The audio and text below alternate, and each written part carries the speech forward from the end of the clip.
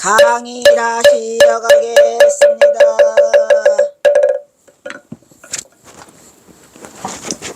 아이고, 안 먹고 왔다가는 늦어.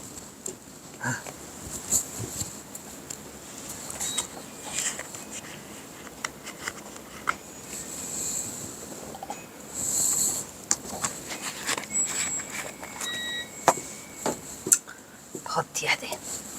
꾹꾹꾹꾹.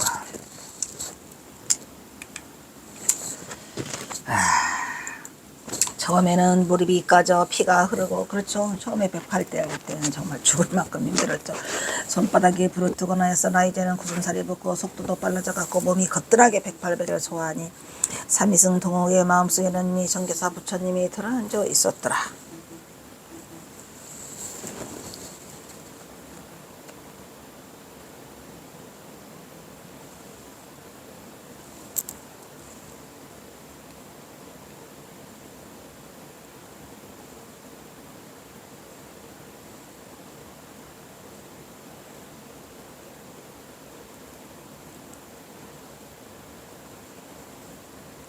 참으로 많이 괴롭네.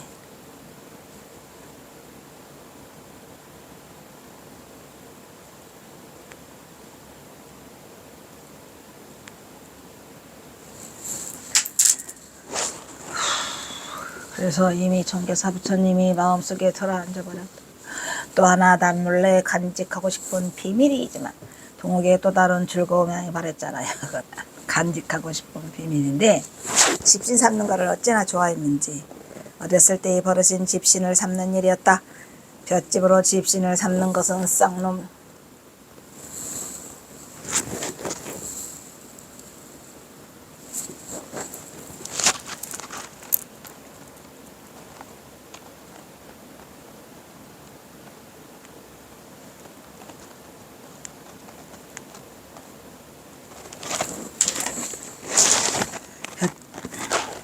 볏집으로 집신을 삼는 것은 쌍놈들이나 하는 일이라 해서 아버지한테 돼지게 두드려 맞죠? 동욱이 집신을 삼는 것을 보면 무조건 빗자리 봉둥이로 쫓아다니며 말리고 때렸던 인자하고 잘해왔던 그리운 나의 아버지 성두옥. 거참, 성두옥은 이미 돌아가시고 없었더라. 그나마 이제는 아무도 동욱의 은밀한 즐거움을 집신 삼는 일을 제지한 때려주는 사람도 없죠. 때려주는 사람도 없죠. 저 출퍼 없었더라. 하지만 동욱은 누구보다도 아버지 같은 스승 개어의 집신을 엮는 일을 언제나 제일로 즐거운 일이어서 개어대사구만 계속해서 집신을 삼아서 걸어놨죠. 어린 삼이는 오늘 또 밤새 만든 집신을 스승님 대또리에 몰래 갖다 놓고 와서 그리고 잠이 들었더라, 이런 얘기죠. 유일한 취미고 또 108배 하는 일하고. 어린 동욱이가 할 수 있는 일 중에서는 참으로 고상한 취미 2개를 했네요. 아침이 되면 토방에 가지런히 놓인 집신을 보며 빙그레 웃으실 개어스님을 떠올리며 어린 삼이 동욱은 부끄러워서 이불을 머리까지 끄잡아 당겨 뒤집어 쓰고 혼자 상상하는 거죠. 얼굴을 붉히면서 그만 스르르 잠이 들었더라. 아이, 저 왜 뭐냐. 이른 새벽부터 도량석을 들면서 고사리 손으로 목탁을 치고 법당에 향을 피우고 정신없이 새벽 예불을 올리니 어느덧 먼 동이 떠올라 아침 햇살은 어린 동욱의 머리에 하얗게 비치고 있었더라. 목탁도 무지하게 잘 쳤다고 합니다. 동욱은 얼른 법당을 나와 부지런히 정직간으로 달려가 밥을 짓고, 공양간이겠죠. 옛날엔 다 정지라고 했으니까. 반찬을 만들고 고사리선은 분주하게 돌려 스승의 밥상을 치워내니 그 스승은 어린 제자를 하염없이 물끄러미 바라보면서 그는 참 기특하구나. 밥상머리에서 측은한 마음으로 머리를 쓰다듬었더라. 누가? 개어스님이 어린 동욱을 보면서. 참으로 참 우리 경어스님은 끝까지 외롭고 힘든 삶을 살다 가신 것 같아. 원 큰 스님이라서 무슨 대접 하나도 못 받고 운명이겠죠. 제10상승 삼위승 동욱의 고된 나날, 몇 년간, 6년간 고된 나날이 계속되고 있죠. 동욱이가 8살 되던 해 독실한 불교 신앙했던 그의 어머니 밀양박씨는 두 아들을 불문으로 던져버렸어요. 아주 대단해요. 경허의 형 태허를 공주 마곡사에 이미 출가시켜버렸고 자신은 절에서 공양주로 허드렛 일을 하며 여성을 보내려고 생각하고 있었더라. 그리하여 어머니 밀양박씨는 시름시름 앓던 남편인 송도욱이 죽자 평소 생각해왔던 일을 실행에 옮겼더라. 그러니까 사실은 어머니도 공양주를 입고 싶었는데 그러자니 두 딸이 이 두 딸을 어떻게 하느냐 말이야. 교육열이 높아가지고 이 두 딸들은 그리고 또 이제 송도욱이 아버지가 전봉준 아버지와 또 혼인을 하기로 약속한 바도 있고 그래서 다시 우동마을로 내려가게 돼요.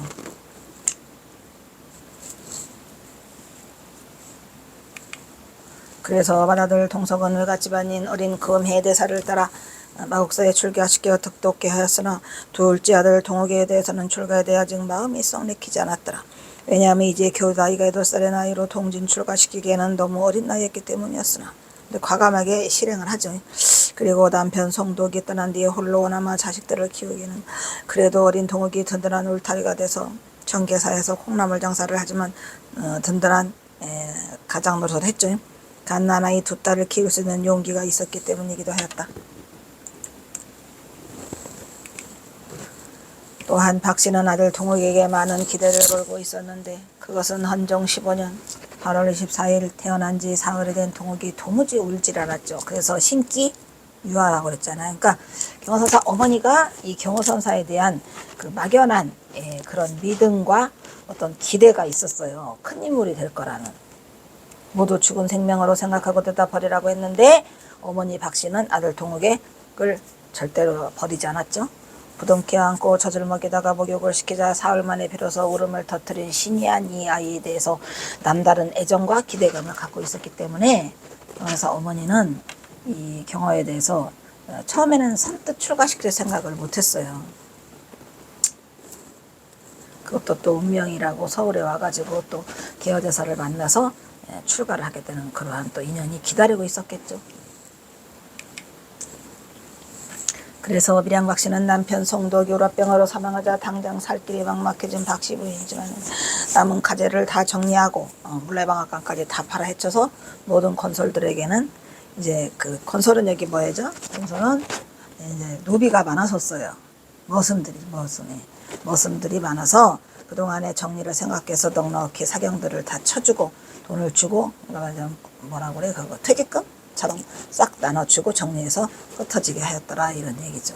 그리고 박씨는 어린아들 동욱을 믿고 그에게서 맏딸 동이를 손을 잡고 걸리게 하고 막내 통숙이는 자신이 등에 업고 어린 차수를 데리고 친척이 살고는 한양으로 무작정 올라왔던 것이었다 이런 얘기죠.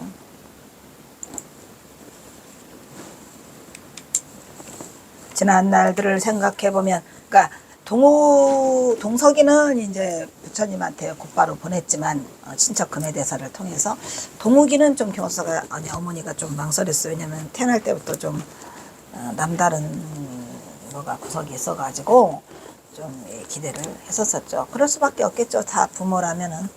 지난 날들을 생각하면 그래서 이거 생계를 유지하기 위해서 허구지책으로 장사를 시작했는데 우연히 시흥당처에서 계어대사를 만나게 됐다. 이면 운명의 장난인가. 마침내 어머니 박씨도 산부에 기회할 생각을 내서 어린 동욱에게 그 뜻을 물었더니 동욱은 그냥 듣자마자 오케이 저도 성처럼 산으로 갈 겁니다. 어머니 걱정 마십시오. 이래가지고 그냥 일사천리로 이게 이루어지게 되었더라 이런 얘기예요. 청계사는 한양으로 가는 관문에 있는 절로서 고려 때부터 대단했죠. 꾸렁꾸렁 왕사로 알려져 있는 절, 즉 좌복사찰. 세종대왕 때는 이 절에서 화엄경을 목판으로 만들어 80종의 책을 인쇄하여 모아두었던 유서 깊은 절에 화엄경이 있어요. 이 절에는 계열한 스님이 계셨는데 동욱의 스승으로 그는 비승비승의 야인으로 저자로 데려와 목수라는 도편수였더라. 어느 날 볼일을 보았던 계어스님이 시흥장터에서 우연히 만난 동욱을 보니까 깜짝 놀라. 왜? 인물이 그냥 일단은 인물이 훌륭하고 기골이 장대하고 그래서 단번에 마음에 들어했어요. 그래서 이제 또 망설였던 또 그 밀양 박씨가 그러면서 동욱이 갈래? 하니까 동욱이가 또 오케이. 이렇게 해서 이제 이게 삼박자가 맞아 떨어지면서 일사천리로 이루어지게 됐죠. 우여곡절 그때 그렇게 믿고 의지했던 동욱은 한 번에 그냥 간다고 하니까 청계사로 출가하게 되어 가족들은 1년의 세월을 함께 했더라. 이때 어머니 박씨가 이곳 청계사의 아들 동욱을 데리고 입산한 것은 다른 까닭이 아니라 동욱이 어려가지고 나마 차마 갈 수가 없어지지 않고 또 다행히 이제는 한양으로 가는 가장 가까운 절이었기 때문에 또 혹시라도 또 동욱에게 무슨 좋은 일이 있지 않을까라는 안심한 마음도 있고 동욱의 장래를 위해서라도 깊은 산속보다는 더 마음이 놓였기 때문이기도 하더라는 게 청계사가 아주 깊은 산속은 아니잖아요. 이제 그런저런 면을 염두에 두고 어머니도 속셈을 차려서 혹시 동욱이가 뭐 출세할 그런 길이라도 한양에 가까운 데 있을까라는 이런 막연한 생각 뭐 이런 거를 갖고 있었다 이런 얘기죠. 그러나 이때 어머니 모친 밀양박씨가 동생들을 데리고 청계사를 떠나 마을로 하산하자 동욱은 다시 행자승이 되었더라. 말이 행자승이지 사실은 밥 짓고 빨래하고 청소하고 나무하고 모든 것들을 동욱에게는 감당하는 전리는 고달프기는 머슴이었더라 이런 얘기지. 말은 행자승인데 사실은 머슴 중에 뭔 머슴? 상머슴이죠. 땔감을 해야 되니 부목에 지나 딸감하니까 부목이고 나무하고 물기고 빨래하니까 채공이지 뭐. 아예 그 모든 절집안의 일들을 어린 동욱이 겨우 10살에 다 해치우려고 하니까 쉬운 일이 아니지만 동욱은 묵묵히 다 그 일을 감당하고 받아들였다라 이런 얘기요. 대단해요 우리 동욱이. 아이 그때 청계사 시절 언제 끝나? 오 마이 갓. 조금 있으면은 박처사를 만나요. 박처사를 만나죠. 박처사를 만나면 인생이 조금 튀어요. 그렇죠. 이 사람이라고 하는 것은 만남이 가장 소중한 것 같아요. 만남. 그 만남으로 인해서 내가 귀인의 덕으로 잘 될 수도 있고 잘못된 만남이 있다. 그 누구지? 잘못된 만남. 누구요? 김건모. 김건모의 잘못된 만남. 또 누구지? 우리 만남은 우연히 이거 누구야? 우연히 우연히 누구죠? 심수봉 아니고 노사동 아니 노사연 노사연이다. 노사연의 그 만남이 있고 김건모의 잘못된 만남이 있잖아요. 하여튼 인생 사는 말이죠. 이 노래 속에 살고 노래 속에 죽고. 경호선사도 노래 좋아했다니까. 저도 노래 엄청 좋아해가지고 노래를 진짜로 좋아했었죠. 어쨌든 부처님이 하지 말래서 노래도 버리는데 다 버렸는데 가끔씩 남아있어 끼가. 어쨌든 이 사람은 잘 만나야 돼. 드디어 이제 경호선사를 구해줄 와요. 백의장군이 온다니까. 천리마 타고 달려오고 있어. 그래서 좀 있으면 만나요. 빨리 합시다. 가을이 오면 한겨울에 쓸 땔감을 미리 준비해 두기 위하여. 땔감 준비가 제일 문제지요. 산에 살면. 동욱은 청계산을 수도 없이 오르내리며 매일같이 산속으로 깊이 들어가 낙엽을 긁어먹고 마른 나뭇가지들을 주워오곤 하는데 그럴 때마다 동욱은 소리를 내어 우동리에서 배웠던 학문을 다시 떼요. 그렇지 아주 이뻐 우리의 동욱이는 또 하늘 전따지 이걸 했겠죠? 알밤을 감았던 낙엽 속에 숨어있던 날다람쥐도 이 울퍼대는 동욱의 소리에 귀를 기울이며 걸음을 멈추었더라 이런 얘기야. 또 얼마나 잘 읽었겠어. 그냥 말하면 뭐래. 두말하면 잔소리지. 그죠? 가을이 오면은 한겨울에 달던 땔감을 미리 준비되게 동욱은 청계산을 오른다. 매일같이 산속으로 낙엽 긁고 그럴 때마다 동욱은 소리를 내어 읽었더라. 날밤을 감았던 낙엽 속에선 날다람쥐조차도 이 울퍼대는 소리가 너무 좋아서 촐랑촐랑 따라오는 거죠. 그리고 또 뭐가 있어. 그 어린 동욱에게는 요게 한 11세나 12세 됐겠구만. 14세 때에 저기를 만나요. 박처사를. 오직 새소리 바람소리밖에 들리지 않는 유일한 생활에서 산정생활에서 경어에게는 이것만이 삼이 동욱에게는 이것만이 유일한 낙이요 기쁨이었던 것이다. 뭐 그러니까 밤에는 부처님께 가서 108배 하고 또 그 뭐지 집신 삼는 거, 낮에는 천잠을 읽는 거지. 가서 그 여기 나무하러 갔다가 이렇게 9살의 동옥은 개어 스님을 의지하여 개를 받고 출발하였는데 개어는 동옥에게 따로 법포를 지어주지도 않고 그냥 어릴 때 주명인 동옥으로만 불렀어요. 그나마 동옥은 낯설지를 않아 좋아했어. 뭔지도 모르고 그냥 이 동옥이었는데 그냥 동옥이 하지 뭐 이래가지고 동옥이가 된 거야. 그때 어머니 박씨는 그곳 청계사서 밥 짓고 빨래하고 있었는데 1년이 지나자 동국이 절도나 태화산으로 가버렸던가. 경산사가 산속에서 나무하는 동안에 그 밀양 박씨는 그 밥하고 빨래 짓고 해줬더라 대신. 근데 가버렸어. 지금 어디로? 태화산으로 가버렸어. 태화산은 어디죠? 마곡사 태화산이에요. 마곡사 태화산. 예. 태화산 마곡사 태어남에 그는 태형 태화가 수행하고 있었기 때문에 이제 동옥은 혼자가 되었다. 어린 9살 동옥에게는 개어는 스승이라기보다는 아버지 같았더라. 개어는 자신이 당초부터 문자를 모르고 선법을 몰라 그저 경이나 입으로 외우면 찾아오는 신도들에게 복이나 덜렁뚱땅 해주고 돈이나 받아주고 엠불과 시주로 연명하고 작은 절의 스님으로서는 제자 동옥에게는 따로 뭐 하나 가르쳐줄 건덕지가 하나도 없어서 경호선사는 뭐를 읽었더라. 하늘처럼 따지만 했더라 이런 얘기요. 응? 어린 삼이도국은 밥 짓고 불기르고 빨래하던 어머니가 저를 떠나버리죠. 좋았죠 그때는. 어머니 대신 나이 어린 도국은 고사리 같은 손으로 얼음장 같은 물로 설거지를 해. 얼음장 같은 물이죠. 손을 호흡 불어가면서 혼자 다 해치곤 했었으니 그러나 이러한 고통도 잠시 그의 죽음은 따로 있었으니 아까 말했죠. 한밤중에 법당에 들어가 발배하는 거. 그리고 이곳에서는 글을 배우지 못했지만 천자문은 떼었으니까 올바른 경 하나도 제대로 전해받지 못하 외우지도 못한 처지에 그나마 배우는 거 하나 있었었죠. 그럴 때 저르신 집신섭전 일이 유일하고 이곳 청계사 삼위에서 밤에 하는 유일한 은밀한 즐거움이 두 가지나 있어서 밤에는 즐거움이 2개, 낮에는 천자문 읽고 나무하는 것. 동옥은 스승 개의 집신을 삼아 스승에게 들으면 스승은 언제나 반대어 하시며 즐거워하셨기에 그냥 한번 스승이 예뻐하니까 계속 그냥 갔다가 스승의 집신만 엮어줬죠. 왜? 따로 집신을 엮을 사람이 없었어요. 근데 이제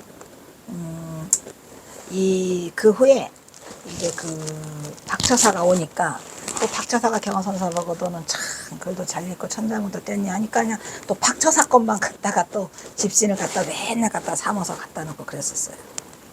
그 뒤에 나올 거야 아마. 뿐만 아니라 이곳 청계사가 한양으로 들어가는 길목에 있죠. 그러면서도 놀랍게도 깊은 산속에 절인 까닭에 아무도 이게 쉽게 접근할 수가 없는 청계사였기에 도성으로 들어가는 스님들이 오고 가면서 승복을 벗어놓고 가요. 그리고 왔다가 속복으로 갈아입고 나갔다가 뭐 한다 그랬죠? 일거리, 연불거리 뭐 이런 거 가서 받아오고 하는 하나의 통로였어요 여기가. 그리고 이제 속복으로 갈아입고 도성으로 들어가는 길목이었으니 그것은 조선왕조는 500년 동안 옥벌승의 정치로 승려를 천민으로 취급하는 8천민으로 되어 있어서 승려의 사대문안 출입을 금지하고 있었으니 이런 일이 벌어질 수밖에 없었더라.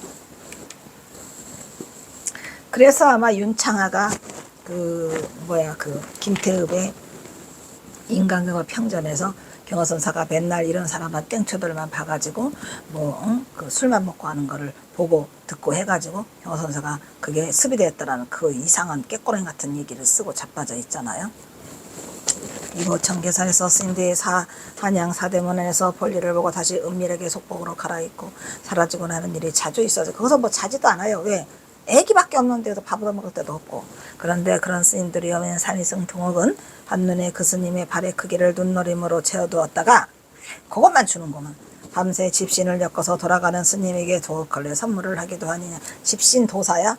그래서 엮어가지고 스님이 거기서 주무시고 아침에 가시면 따뜻하게 가시라고 댓돌이에 올려놔. 그러면 스님들이 엄청 좋아했다고 합니다. 이렇게 동옥은 청계사 삼위승으로 6년 동안의 일과가 마치 매일 다람쥐 쳇바퀴 돌 듯 평범하고 지루한 일상으로서 이렇게 지내는 동안에도 동옥은 단 한 번도 불평이나 군소리 한 번 없이 언제나 새벽마다 일어나 도량석을 치고 절마당을 돌고 부처님 전에 타기를 정성스럽게 올리고 예불을 올렸으니 새벽 예불을 마치면 40일공을 오를 때까지 도량을 청소하고 덜마당을 깨끗이 쓸며 고된 하루와 평일을 빈틈없이 보통 이런 큰 절에서는 이거를 다 뭐라 그러죠? 울력이라고 해가지고 서로 나눠서 뭐 도량 청소하는 마당 청소하는 사람, 닭임을 올리는 사람, 예불 모시는 사람 이렇게 다 스님들이 갈라져 있잖아요. 소임거리가 소임이 자기 소임이 다 정해져 있는데 이 청계사 이곳에서는 경호선사 혼자 어린애가 이것을 하고 있으니 얼마나 힘들었겠습니까? 이 언제나 청계사 법당은 먼지 하나 없이 반짝반짝 빛나는 가운데 법당의 아미타 부처님의 미소는 오늘의 중생들에게 골고루 나누어 주셨더라 이런 얘기죠. 언제 만나? 곧 만나?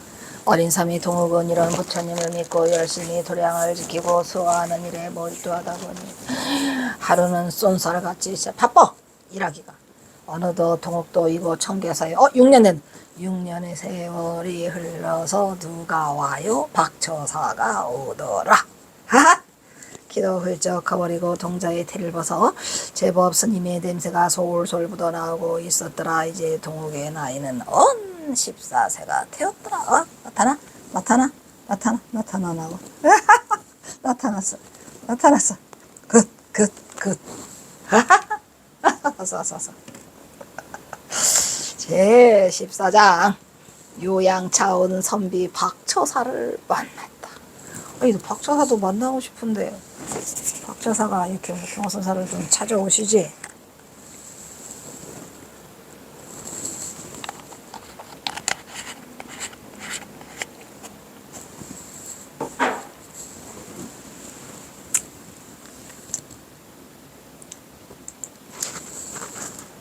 박처사 1857년 9세의 어린 동욱이 청계사에 입문한 지 가을을 보내고 겨울을 맞이하고 봄을 보내고 여름을 맞이하고 6년이 흘렀어요.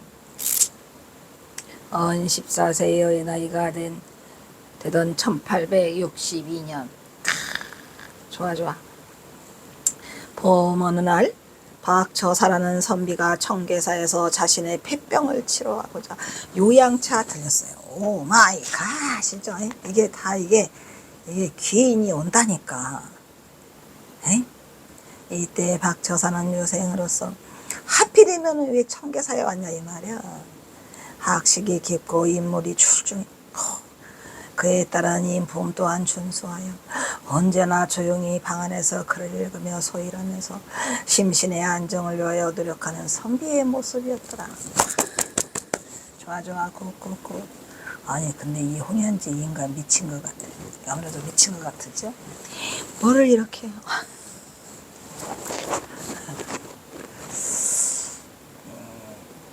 저는 기억이 없어요.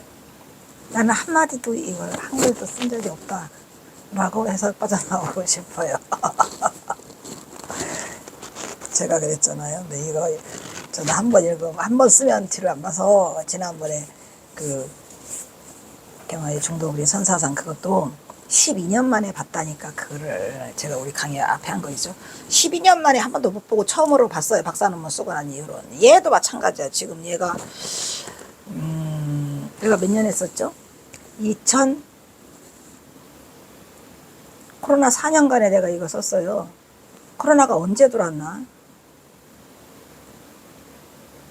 야 미치겠다. 지금이 25년이니까 24년, 23년, 22년, 21년, 20년, 19년에 들어왔어? 이런 젠장. 헐. 그럼 걔가 4년 되고 5년 되고 6년 되고 지금 이게 7년째 보는 것 같은데 7년 만에 보는 것 같은데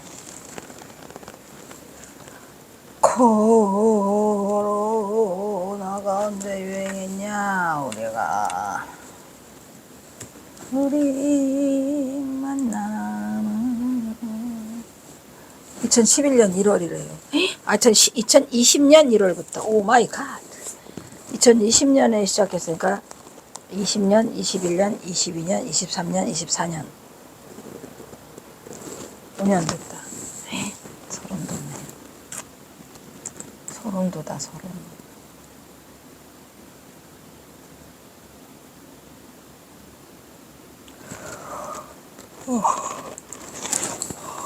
보자 이거. 진짜 딱 5년 만에 보네요. 어린 삼이 동옥도 주지 개어스님에는 턱턱 사람의 그림자도 또 없던 정막강산의 보처럼 사람 냄새나는 박처사가 새 식구로 들어오니 좋아? 아하 끄끄끄. 어린 돈으로 동옥도 새 식구의 등장해 그쪽 박처사의 머무는 성당의 방문에 눈길이 쏠리고, 성당이랍시고 또 하나 있고 또 쪽방도 하나 있고, 선비는 일거수 일투족에 관심을 갖게 되었으니 박처사 또한 절집안에는 동옥상이밖에 없는데 동옥이 언제나 한결같이 묵묵히 법당에서 절하고 기도하고 절도량을 청소하고, 둘이가 이게 맞은 거예요. 궁합이 맞은 거죠, 합이. 그리고는 뒷산에 올라가 지게에 나무 땔감을 한가득 쥐고 뒤뚱뒤뚱 내려와 마당 한켠에 뗄나무를 차곡차곡 쌓아놓은, 그것 또한 도딱터지대 반듯하게 정성껏 칼처럼 착착착착 각을 잡고 쌓아놓으니 과연 훌륭한 작품이로다. 멀리서 이 겁을 지켜본 선비 박처사는 어느 날 심심하고 무료하니 어린 삼이 동국에게 호기심을 가지고는 불렀지요. 심심풀이로 애송이 삼이승에게 천자문이나 하나 가르쳐 볼까? 라고 생각을 하고 동욱을 불러다가 가르쳐 보니 오마이갓, 동욱우님이 천자문을 다 띄었죠. 가르치는데도 더득하는지라. 그냥 천자문은 이미 떼버리고 이제 사서삼경을 다 띄게 되죠. 이분 때문에. 하루는 동사를 가르쳤는데 하루에 6장씩 외워보라니 6장씩. 참으로 비상하이로구나. 천리마가 백낙을 만나지 못했구나. 박처사가 천리마 타고 왔는데 이 천리마가 백낙을 만나지 못했어. 백낙이라는 사람이 천리마의 주인이에요. 그래서 백낙이라는 주인을 만나서 천리마가 그렇게 하룻밤에 천리를 달렸답니다. 훗날 세상 사람들을 제도하리라. 누가? 얘가 라는 그 동욱이를 느낌을 가진 거죠. 박처사는 혼자 충을 그렸다. 동욱은 비록 8세 어린 나이에 일찍이 부친을 잃고 가세가 급격히 키우는 바람에 이곳 정계사로 통진 출가하였지만 정계사에 출가하여 박처사를 만나서 천자문을 배울 때까지 글자 하나 읽히지 못한 까막눈은 아니었더라. 사람들이 그렇게 알고 있어요. 박처사를 만났을 때 천자문을 배웠는데 그게 아니고 경허소사는 이미 천자문을 띄고 왔다니까. 그래서 그 6개월 박처사가 머무는 동안에 사서삼경 다 외워요. 다 통달하고 그 다음에 시경, 서경, 역경까지 다 통달하고 그 다음에 또 아까 통사라 했죠? 다 한단 말이야. 동옥의 부친 송독은 조상 대대 건속 가문으로 이미 동옥은 뼈대에 있는 양반 가문으로서 어릴 때부터 서당에 입문해. 그러니까 경선사는 사실 이렇게 그 일반인과 많이 다르죠. 이미 이 경선사의 출중함이 전생부터 많이 닦아왔겠죠. 그러니까 저렇게 문장력도 뛰어나고 아니 빨리 나 경허 선시하고 싶다고. 혹시 3월 달서부터 조계사 앞에서 강의를 하게 될지는 모르겠는데 나쁘지 않아요. 했으면 좋겠어요. 왜냐면 맨날 이것만 하다 보니까 선시하고 싶다고. 그래서 힘들다. 밤에 하니까 힘드네요. 맨날 아침에 하고 일찍 끝냈는데 지금 처음으로 저녁에 해보니까 쉽지 않네. 쉽지 않아. 동옥에 부친 송독은 동욱이 이미 3살 때부터 이웃마을 서당이 아까 했죠. 서당에다 넣어가지고 집안 송씨훈명이 송진사가 있었어요. 친척 때는 가르침을 맞이하지 않았던 것이다. 비록 천석 거부를 하루아침에 잃어버리고 또 태산과 같이 믿었던 남편까지 잃어버린 박씨 부인이지만 박씨 부인도 여간 거시기하지 않아. 그래서 끝끝내 애들을 가리키려고 그래요. 철천의 원한을 품고 가난에 쪼들려가면서도 교자의 정성이 지극하게, 교자라는 것은 자식을 가리키는 거에 아주 정성이 지극하였던 모친이 있었다 이 말이야. 밀양 박씨. 동욱의 형인 태허든지 또 그 밑에 있는 딸까지. 딸 누구? 동숙이 동욱이. 요거는 이제 지금 김태읍이 것을 그대로 내가 따온 거예요. 실감나게. 5, 6세부터 서재에 넣어 가르치기를 마지 아니했던 것은 고암리 거북바위 온 동네에 소문이 자자하였고 모치 임장 박씨를 입이 마르도록 칭찬하였던 것. 그러니까 아버지가 돌아가신 후에 경어를 청계사에 놓고 그 애들 둘을 데리고 가서 그때부터 가르치는 거예요.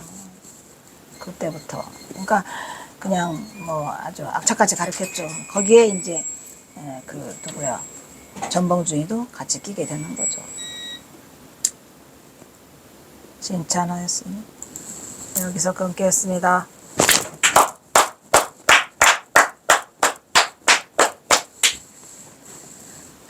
어떡하냐, 배가 고픈데.